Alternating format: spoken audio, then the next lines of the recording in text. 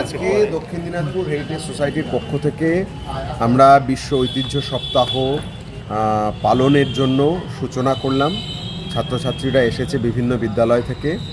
এবারের থিম হচ্ছে discover and experience diversity. আমরা আমাদের জেলার যে বৈচিত্র্য এবং আমাদের জেলার যে ঐতিহ্য তাকে সন্ধান করব, অভিজ্ঞতা নেব এবং তার উদযাপন করব। এই কারণে আমরা আজকে ঠিক করেছি যে আমাদের জেলার বিভিন্ন বিদ্যালয়ের বা শহরের বিভিন্ন বিদ্যালয়ের ছাত্রছাত্রীরা তারা মিউজিয়ামে আসুক, দেখুক, কারণ ভবিষ্যৎ প্রজন্মের জন্যই আমাদের এই কর্মসূচি। ওরা জানুক যে আমাদের এই শহর, আমাদের এই জেলার ইতিহাস, ঐতিহ্য কত সুপ্রাচীন।